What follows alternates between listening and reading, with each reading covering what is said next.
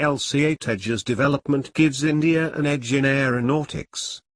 Tejas, India's advanced fighter, entered service in the Indian Air Force, IAF, on the 1st of July 2016.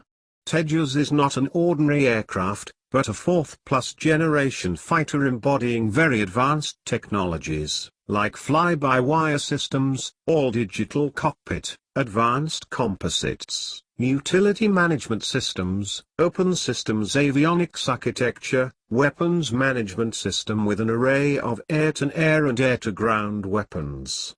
It is also agile, highly maneuverable, lightweight and among the smallest fighters, comparable to the best in the world.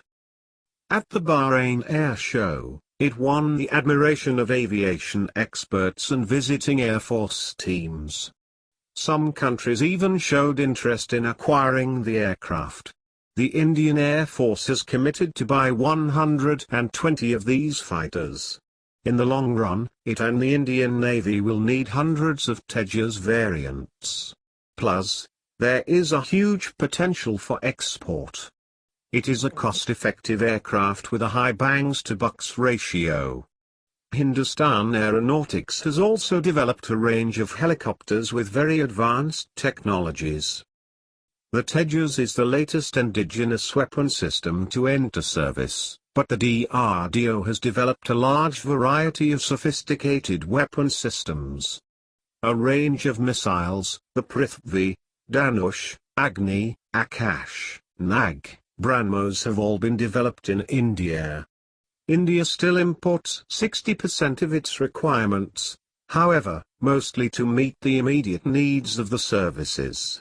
But we, the scientific community, strongly believe India can reduce its imports significantly and become an exporting country, if some of the weaknesses in our aviation and defense, A&D, ecosystem are corrected.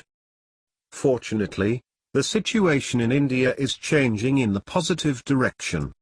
The offset policy, that ensures that up to 30% of defense deals are reinvested in India, has brought in big private players into the A&D domain. With a vast array of developed systems now available within our country and large offset commitments likely, the government's Make in India efforts, particularly in the area of military aviation, can be accelerated if the following benchmarks are applied. Firstly, our aviation and defense domain need an ecosystem of partners supported by specialist industries for raw materials etc., such as aluminium alloys, titanium alloys, pneumonics, carbon composites. Next, joint ventures should be encouraged and facilitated in critical areas, such as gas turbine engines, flight controls, landing gears, etc. Production of electronics components, sensor elements needs to be accelerated, as these are critical for the A&D industry growth. And the center should establish costly test, process facilities and make them available. Finally, large projects such as the LCA Tejas have helped develop hundreds of technologies, equipment and to create an ecosystem of industries, laboratories and academic institutions. For continued growth of technology and strengthening of the country, it is essential for the center to continue supporting such development programs. Thank you for watching. Please like, comment, and subscribe.